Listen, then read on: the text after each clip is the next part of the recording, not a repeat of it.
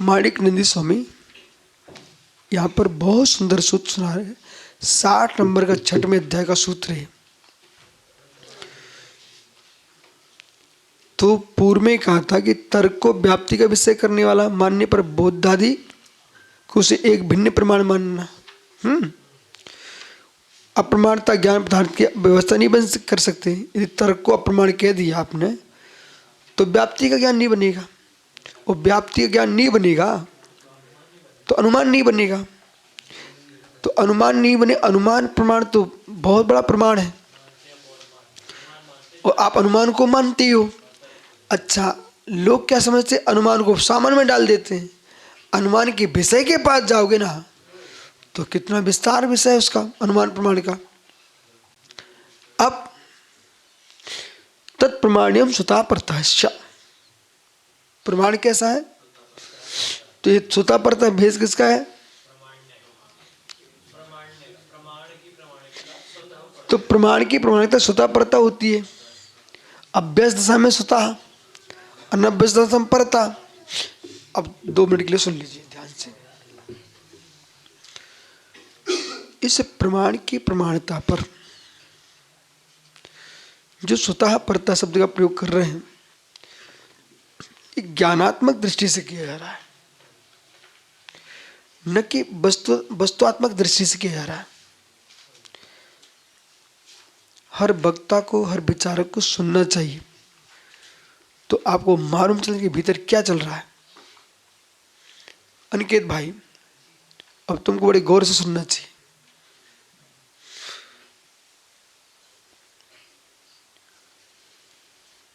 लोगों ने स्वतः परता कार्य को देख लिया, वस्तु में चले गए, वो वस्तु में जाकर के क्या पहुंचे? नैयायिक। अब नैयायिक दर्शन क्या कहता है कि कार्य है तो कारण होना चाहिए। तो समन्त स्वामी कह रहे कार्यलिंगम कारणम, जो कार्य लिंग ही कारणम, कार्य ही लिंग है कारण का। कार्य हुआ है तो कारण होना चाहिए। निर्गंध सागर जी सुनो भाई, गंभीर विषय है, कारण होना चाहिए। आप जैन दार्शनिक पुरुष हो, इसमें स्या शब्द जोड़ दीजिए आप। कार्य में कारण होना ऐसा यदि आप मानते हो तो जो दृश्यमान है सभी कार्य हैं। पृथ्वी, पर्वत, वृक्ष सभी कार्य हैं, आकाश सभी कार्य हैं, विद्युत का कंपन कार्य है। अरे नहीं मत बोलो, कार्य है,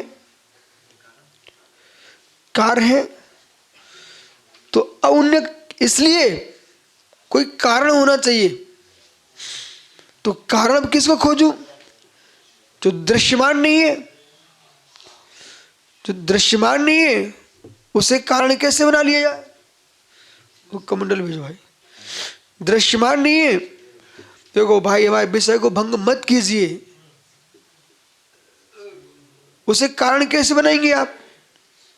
चलिए, तो क्या, अब मैं जैन बोल रहा हूं, नैया को मैंने सुन लिया, वे कारण कह करके ईश्वर को कर्ता बना रहे हैं। इन सबको कारण किसको बना लिया? ईश्वर को। बोले कार्य तो कार्य करता होना चाहिए। अब मैं जैन बोलता हूं, मित्र प्रेत आदि की भांति करता है, वो कारण है। सशरीरी कारण है कि अशरीरी कारण है? अशरीरी कार्य कोई जगत में कोई करते दिखता नहीं मुझे। वो सशरीरी परमात्मा होता नहीं, फिर आपका कारण कैसा बन गया? तब एक एक पंक्ति सुनिए आप, भावुक नहीं हो जाना चाहिए।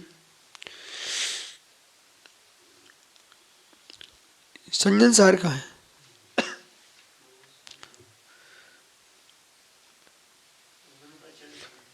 बिन पग चले करे बिन का, बिन पग चले सुने बिन काना, कर बिन कर्म करे विधि नाना। अध्ययन करना पड़ेगा आपको। तो रामचरितमानस में चौपाई तो बड़ी सुंदर लग रही है, चौपाई तो बड़ी सुंदर लग रही है।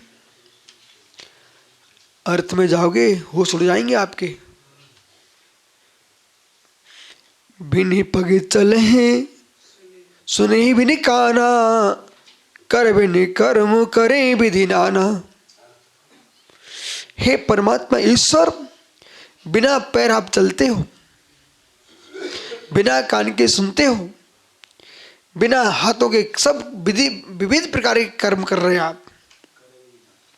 कर बिन कर्म करे विधि नाना। तो बिना हाथों के आप विविध कर्म कर रहे हो। अरे भाई, कर नहीं तो कार्य कैसा, पग नहीं तो गमन कैसा। प्रेत भी है ना, वैकृत शरीर वाला भी है, उसके पास भी सब कुछ है।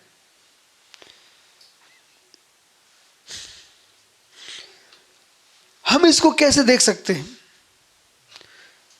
ज्ञान के संबंध से देखो आप तो सिद्ध परमात्मा कर नहीं, पग नहीं, गमन नहीं, परंतु क्रियावती से ऊर्ध्वगमन स्वाभावी विश्वट गई, आत्मा गमन निकल गई। लेकिन करती धरती नहीं है, वह ज्ञाता दृष्टा है। अब निर्विकल्प बीच में बोले, हाँ कारण होना चाहिए। तो सुनो आप, नैसर्गिक कार्य, प्रायोगिक कार्य,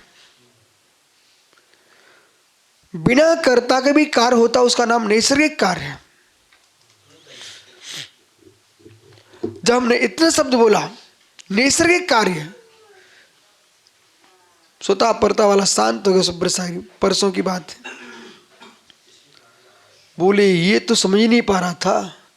हमने कि आप तो मीमांसा आदि ग्रंथ गूढ़ हैं, इनके लिए गुरु चाहिए है। नैसर्गिक कार्य, वज्रपात का होना ये नैसर्गिक कार्य है। उल्कापात होना नैसर्गिक कार्य है। बादल गरजना, बिजली चमकना, ये क्या है? मेघों का विघटन होना, मेघों के महल बनना नैसर्गिक कार्य है। इसलिए पृथ्वी का होना, आकाश का होना, वृक्षों का होना, इससे नैसर्गिक कार्य अपनी वृद्धि हो रहे हैं। इसलिए यहाँ कर्ता की कोई आवश्यकता नहीं है। ऐसा तत्व मालूम स्वतः प्रकाश से वस्तु से हम चले गए। इसलिए आत्मा अहेतुक है, कोई कार्य नहीं है, शुद्ध आत्म तत्व मात्र, धातु मात्र। इसलिए स्यात् लोक क्षय द्रव्य कारण नहीं है, अहेतुक है, कारण नहीं कारण नहीं, उपादान कारण नहीं कारण नहीं, सौम्य उपादान है। जहां जहां पर्याय की प्रणवनशीलता होगी वहां कार्य दिखाई देगा। तो हमको नैसर्गिक कार्य और प्रायोगिक कार्य दोनों देखना पड़ेंगे, अन्यथा आगम विपरीत हो जाएगा। हम लोग धीरे धीरे पढ़ते पर गहरा पढ़ते हैं। इसलिए हमारा आगम आगम अनेकांतमयी है। नैसर्गिक कार्य में जैसे कि उपादान कारण और निमित्त कारण, उपादान भी कारण होता है, उससे कार्य होता है, स्वयं स्वयं का कार्य होता है। इसलिए नैसर्गिक कार्य है। बहुत बढ़िया,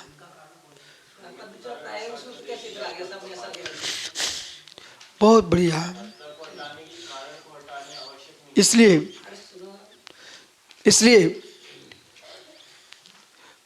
आप क्या ना, दो देश आते तुम बीच में गृह युद्ध खड़ा कर लेते हो और कुछ नहीं होता। देखो इधर देखो, तो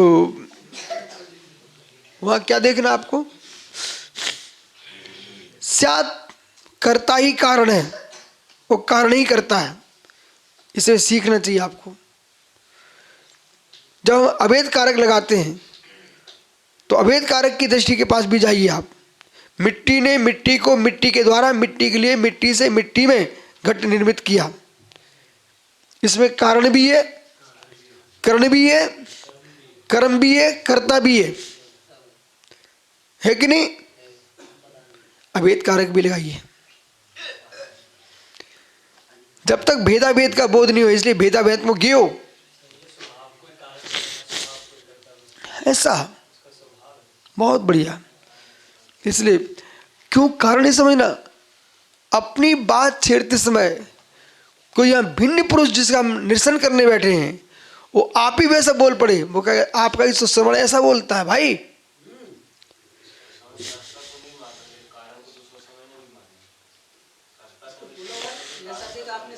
अब ये महात्मा जी का अलग प्रश्न आ रहा है। इधर देख मित्र, यदि आप भिन्न कारक भिन्न कर्ता नहीं बनाएंगे, आप जी नहीं पाओगे। राकेश पंडित जी साहब, रोटी प्रायोगिक कार्य है, भवन प्रायोगिक कार्य है। आप बैठे ना, आपका जो शरीर जो बैठा वो भी प्रायोगिक है। तो इसका कर्ता तुम्हें दिख रहा है ना, ऐसे शरीर का कर्ता भी मुझे दिख रहा है। उपादान कारण कौन है? पहले हाथ जोड़ो आप, ये हाथ जोड़ो। उपादान कारण कौन है? ठहरिए, अरे वो भी सत्य बोल रहा है, उसकी अधूरी बात सुनकर बोलना वो बोल भाई, ये अधूरा बोल करके सोचते हैं कि मैं पूरा हो जाएंगे। तुम जहां से बोल रहे मैं वहीं से बोलता हूं। चलिए संकेत सागर जी, योग योग है, उपयोग उपयोग है, ये इनकी बुद्धि में ही चल रहा है, पर इन बेचारे को पता नहीं है जो योग तुम्हारा चला है उसमें उपयोग वाला बैठा है। पर प्रधानतः हम कथन करते हैं तो योग को हम भिन्न देखते हैं, उपयोग को भिन्न देखते हैं।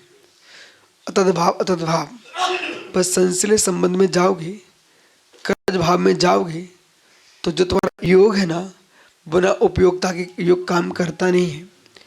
तो समय सार जी में आपको जो कथन किया गया है वो यूं उपादान की प्रधानता से उपयोग पर लक्ष्य लगाने के लिए किया गया है। वो यूँ कह रहे हैं कि जो क्रिया हो रही है वो योग की चल रही है, मन योग की क्रिया है, वचन योग की क्रिया है, काय योग की क्रिया है, बराबर है। पर प्रश्न हमारा सिद्धांत में आपके पास पहुंच जाएंगे हम। मैं पूछूंगा धीरे से, बड़े भैया वो योग की परिभाषा क्या जरा बताएंगे क्या आप? नहीं नहीं नहीं, पंडित साहब बताएंगे। भैया योग की परिभाषा बताएंगे क्या आप? बोलो ना, समय नहीं हमारे पास।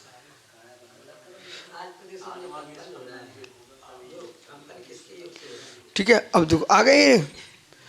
जो योग चल रहा था, योग की परिभाषा क्या? आठ प्रदेशों का परस्पंदन योग है। समय सार की दृष्टि अपनी दृष्टि है, वहां तक पहुंचना चाहिए। हम गन्ने का रस मात्र देख रहे हैं, हम वो भी नहीं देखना चाहते, हम तो शक्कर देखने लग गए। ठीक है ना? लेकिन हमें ये भी पता है वो गन्ने छिलके मिलके आदि ये सबसे बना है। इसी प्रकार से अपन को समझना चाहिए। शुद्ध दृष्टि में हमें यही समझना है, उपयोग उपयोग है, योग योग है। पर उपादान इस भवन का पुद्गल है, न कि पुरुष है। तो न कि पुरुष है, लेकिन पुद्गल ने बनाया नहीं है। उपादान दृष्टि से अभेद कारक से कहेंगे पुद्गल ने बनाया है, पर भेदाभेद में कहेंगे पुरुष के द्वारा पुद्गल बना है। कर्ता हो गया पुरुष, यही बताओ। कर्ता कैसे हो जाए? उसमें स्पर्श करना तो पड़ेगा नहीं, कर्ता कैसे हो जाएगा? छोड़ो, अब इनके पागलपन में नहीं जाना प्रभु। आइए, वस्तु स्वरूप ऐसा है। अरे पंडित सुनो ना आप, सद्द्रव्य लक्षणम की दृष्टि से पर चतुष्टय का होता नहीं। फिर अल्लाह मचाया, पर चतुष्टय का होता नहीं, इस दृष्टि से पुरुष इसका करता नहीं है। पुरुष करता दिख रहा है, आपकी कैसे मान लें? कल बुला के बैठक कह रहे थे, हम क्या बात नहीं है, अनुमान से अरे यार पंडित, बोलना कम सुनना ज्यादा है। सुनो, आप अधूरी बात करते हो, हमसे क्या चाहते हो? सुनो, अधूरी नहीं कर रहे हैं आपको, आपकी जो पूरी होने वाली बहुत बार चली जाती है। हम समझते हैं, ये लोग नहीं समझ पा रहे हैं। पहले सुनो, आप जो है ना, प्रश्न करने के बाद उत्तर सुनना चाहिए, न कि प्रति प्रश्न घुसना जाना चाहिए। आपने इधर से बोले तो इधर घुस जाते, इधर से तो इधर घुस जाते। अब मैं कह रहा हूं ये पुरुष इसका करता नहीं है। पुरुष करता नहीं है किस अपेक्षा से? स्पर्शवान है, रसवान है, गंधवान है, वर्णवान है, वो पुरुष में नहीं है। तो इसमें पुरुष का उपादान लगा ही नहीं है, इसलिए पुरुष करता नहीं है। लेकिन पुरुष करता दिखाई दे रहा है, तो सुनिए ना, इसमें पुरुष की प्रज्ञा लगी हुई है, पुरुष की प्रज्ञा लगी हुई है, पुरुष का निमित्त लगा हुआ है, पुरुष का योग लगा हुआ है, पुरुष का साथ उपयोग भी लगा हुआ है। नंदन भाई नहीं बोलना, ये पंडित कुटिल है, अभी तुम भटक जाओगे। अब इनको उद्देश्य प्रश्न का विषय को खुलासा करवाना है मात्र। तो इस दृष्टि से पर प्रज्ञा जाननभूत लगी है, प्रज्ञा प्रयोगात्मक लगी है, न कि प्रज्ञा उसमें प्रवेश कर गई। और प्रज्ञा प्रवेश कर जाएगी तो वो चेतन हो जाएगा, अथवा प्रज्ञा जड़ हो जाएगी। तो ऐसा होता नहीं है। तो कैसा होता है? ऐसा होता है ज्ञाय की दृष्टि से कारण कार्य मीमांसा है, ये सूक्ष्म विषय है, जगत समझ नहीं पाता, वो भ्रांति खड़ा हो जाता है। लेकिन जो हो रहा है वो सत्य है, जो नहीं हो रहा वो भी सत्य है, जो है सो है। बराबर। आइए शेष आगे विचार करेंगे।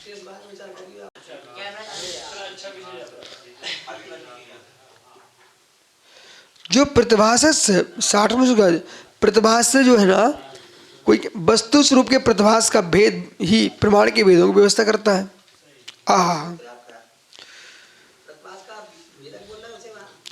तो प्रतिभास से भेदकत्वात्, कोई कहता कि वस्तु स्वरूप के प्रतिभास का भेद ही प्रमाण के भेदों की व्यवस्था करता।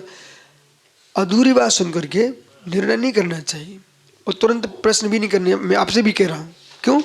आगे तो बढ़ने दो, ये तो एक शंकात्मक दृष्टि है। कोई कहता है वस्तु प्रतिभास भेद, स्पष्ट प्रतिभास को प्रत्यक्ष कहते हैं, अस्पष्ट प्रतिभास को परोक्ष कहते हैं, ठीक है। उसी प्रकार व्याप्ति रूप प्रतिभास को तर्क कहते हैं। उसका तर्क प्रमाण को स्वीकार करने पर चार वाक आदि के द्वारा स्वीकृत प्रमाण संख्या का व्याघात होता है अवश्य। इसलिए शुद्धता आदि के द्वारा स्वीकृत प्रमाण संख्या में प्रमाणाभास अनिवार्य होता है। आइए प्रतिभास,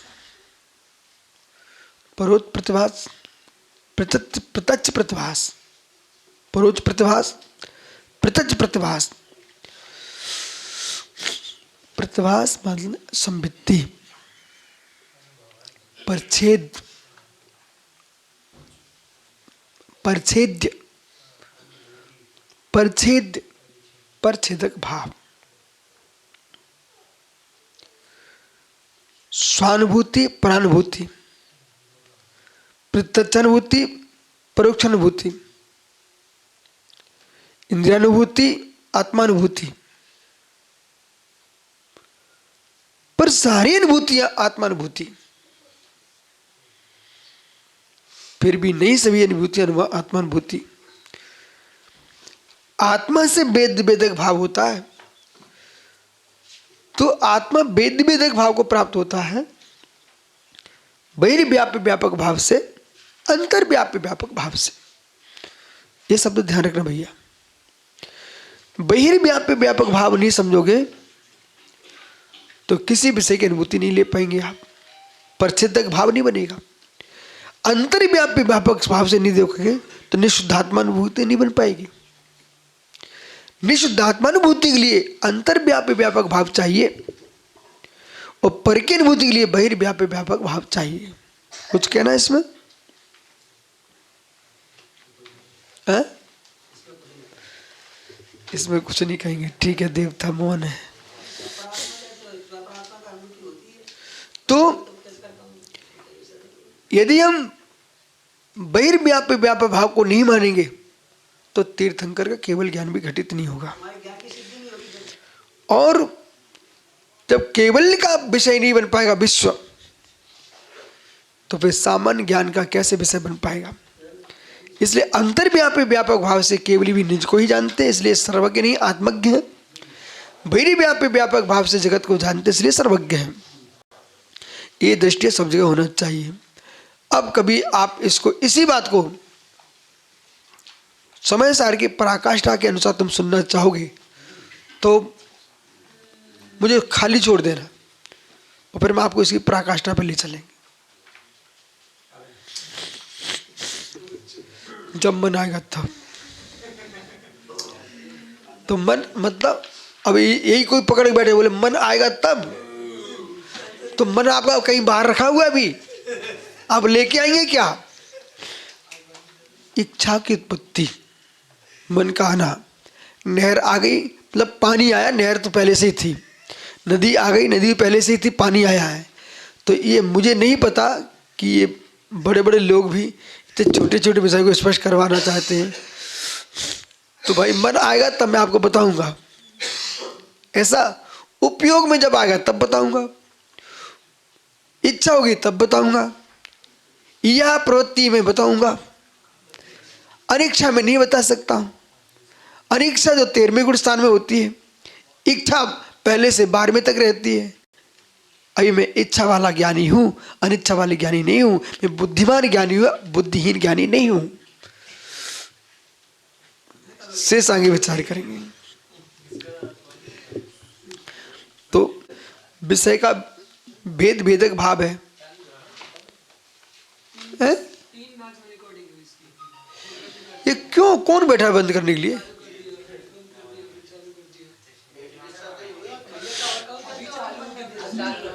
ओह,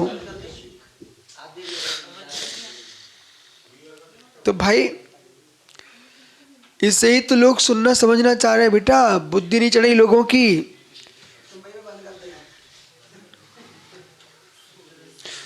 इसलिए इनको मैं समझा चुका हूं।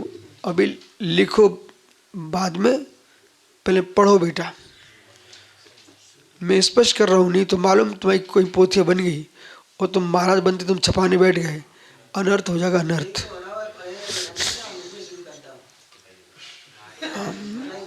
आइए पंडित, घड़ी देखो अब।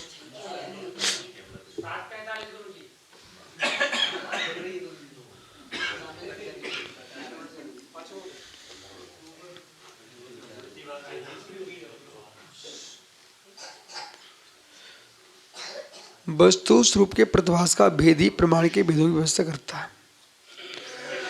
कोई कहता है तो इनको भी हम समझ लेते हैं। वस्तु स्वरूप के प्रतिभास का भेद ही भेदों की व्यवस्था पर प्रमाण व्यवस्था कर रहा है। ये वास्तव में प्रमाण का भेद नहीं है, प्रमाण का भेद नहीं है। वस्तु प्रमाण का प्रमेय है, न कि प्रमाण है। ये दर्शन क्या हो रहे हैं, ये प्रमेयों को ही प्रमाण बना रहे हैं। और इनको बना करके तो कैसे बनाया कि वस्तु को देख करके भेद हो रहे हैं, वस्तु को देख करके भेद हो रहे हैं। नहीं हो रहे हैं, नहीं हो रहे हैं, नहीं हो रहे हैं।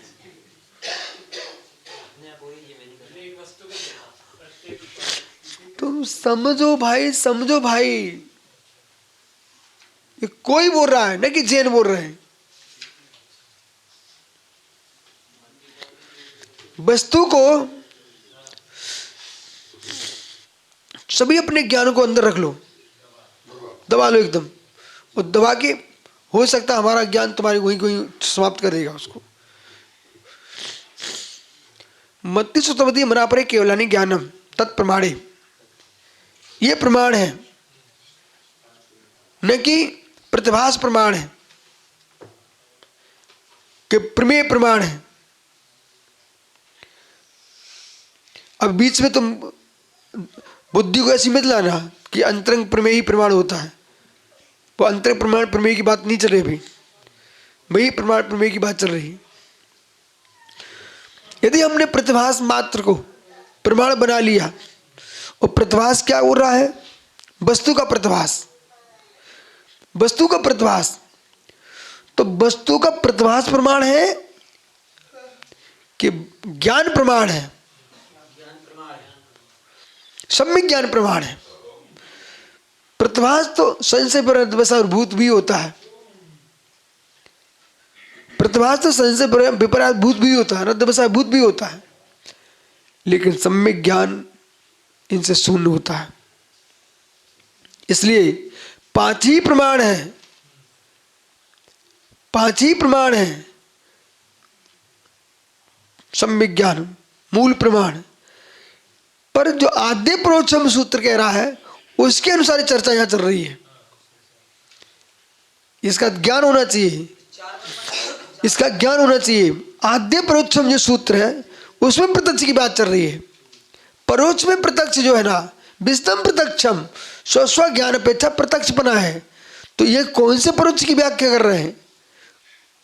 स्मृति प्रतिविज्ञान तर्क अनुमान आगम की व्याख्या कर रहे हैं। ये हमारे यहाँ परोक्ष प्रमाण है, लेकिन सामग्रिक प्रत्यक्ष है। अब उनमें ये विषय बना रहे हैं, उन्हें मूल ज्ञान का तो पता ही नहीं है, आत्मा के ज्ञान का। ये तो परोक्ष क्यों है? पर नैमित्तिक है। वो पर नैमित्तिक में आप प्रतिभास को प्रमाण बना रहे हो। स्मृति स्वतंत्र विषय है ज्ञान का, न कि वस्तु का। प्रतिविज्ञान स्वतंत्र विषय है ज्ञान का, न कि वस्तु का। वस्तु तो वस्तु है, ज्ञान का है। और स्मृति प्रतिविज्ञान तर्क अनुमान आगम ये सभी अपने अपने निजी विषय है ज्ञान का, न कि विषय का, वस्तु का नहीं है, ज्ञान का। ज्ञान अपने आप में वस्तु को जानता है। तो अज्ञ प्राणी जो गहरे ज्ञानी नहीं है तत्व के, उन्हें वस्तु में ही ज्ञान दिखाई देता है। जैसे कि दूसरी क्लास नहीं हो पा रही, ध्यान रखना। जैसे कि सुगंध आ रही है, पुष्प युक्त बगीचा होना चाहिए। अब ये जो है सुगंध प्रमाण है, बगीचा प्रमाण है, कि हमारा अनुमान प्रमाण ज्ञान प्रमाण है। सुनिए ध्यान से, सुगंध के होने से अनुमान हमारे अंदर प्रकट हुआ है कि अनुमान ज्ञान हमारी आत्मा का धर्म है। ज्ञान आत्मा का धर्म है। हमने अपने अनुमान ज्ञान से अनुमान ज्ञान लगाया है, साधन से साध्य का विज्ञान किया है। पुष्प की सुगंध से अनुमान प्रकट नहीं हुआ है, अनुमान ने पुष्प को जान लिया है कि बगीचा होना चाहिए, सुगंध दिख रही है। कल हम निकले वहां से तो दूर से पता चल जाता है यार मरघट होना चाहिए कहीं, सामने देखा मरघट ही मिल गया, क्योंकि वहां गंध आ रही थी मुर्दों की, धुआं, कंडों की सुगंध, कहो दुर्गंध आ रही थी। ठीक है ना? तो हम तुरंत समझ गए थे कि ये मरघट है, मोक्षधाम है।